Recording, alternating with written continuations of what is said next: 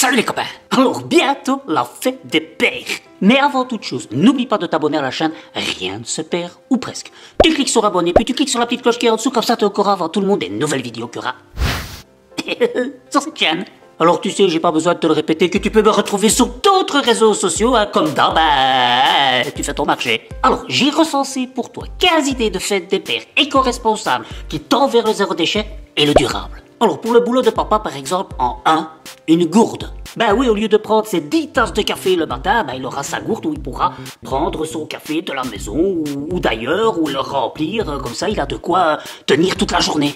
Dans le même ordre d'idée, tu peux lui offrir une tasse, un mug en inox, en bambou, que tu pourras customiser pour son café aussi, ou son thé, ou son lait, ou son... Enfin tu m'as compris quoi. En 3, s'il aime cuisiner, un bocal à épices mixte, que tu pourras également customiser. En 4, dans le cadre de dégustation, un panier de dégustation de chez Eat Local que tu pourras customiser. Ah non, ça vaut mieux pas. Et pour ce qui est de Eat Local, je te mettrai toutes les coordonnées ici en dessous, comme ça tu pourras voir où aller. Attention, je préviens, c'est en Belgique. Donc, si tu habites en France, ça fait peut-être un peu loin. Hein.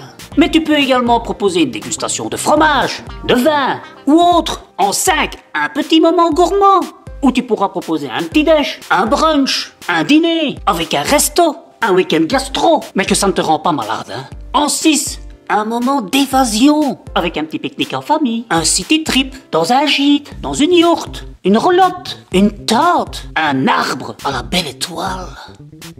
D'ailleurs, en parlant d'étoiles, il paraît que tu peux même acheter une étoile et l'offrir à la personne.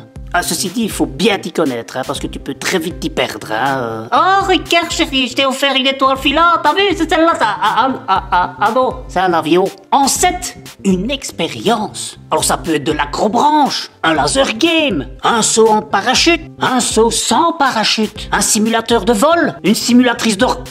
Non, ça vaut mieux peut-être pas. Dans les moments d'évasion, tu peux avoir des moments de loisirs aussi, tu vois, ou de bien-être, comme offrir une thalasso, un spa, un massage.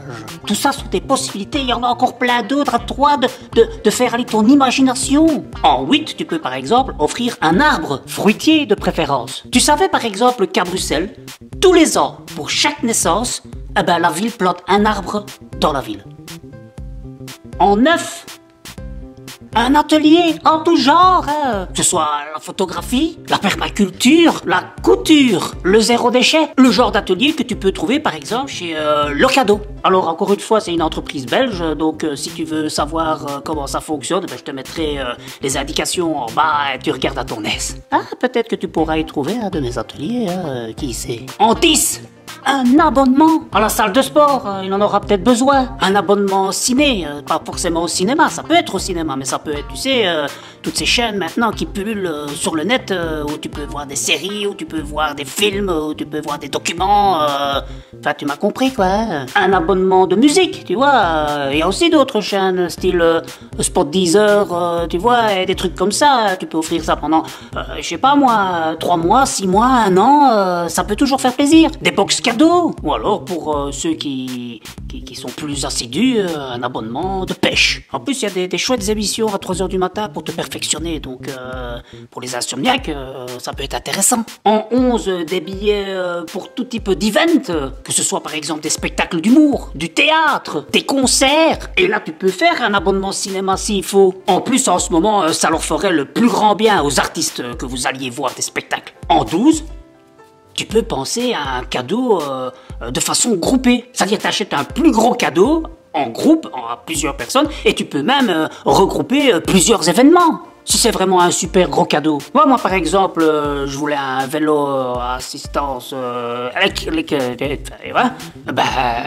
c'est pas bon marché, hein. Mais si tu fais participer toute la famille et que tu dis que c'est pour toutes tes fêtes pour toute l'année, ben là, ça devient moins compliqué. En 13, offrir un service. Ben oui, tu peux donner de ton temps, passer un moment ensemble, dire qu'à partir de ce mois-ci, jusqu'à la fin de l'année, une fois tous les 15 jours, je passe un véritable moment avec toi, rien qu'avec toi. Ou ça peut être du temps pour, je sais pas, peindre, bricoler, faire les choses que tu sais faire, que ton papa ou ta maman ne sait pas faire ou n'a pas le temps. Ça vaut pour les jeunes, mais ça vaut pour les moins jeunes aussi. En 14, un kit cuisine, où tu pourras y mettre dedans un birap, un tawashi, un furoshiki, un sac réutilisable, en sachant que chacun d'eux, tu peux même les faire toi-même. D'ailleurs, je te mettrai, c'est ici, je te mettrai les différentes vidéos qu'il y a où tu peux fabriquer toi-même un birap, un tawashi.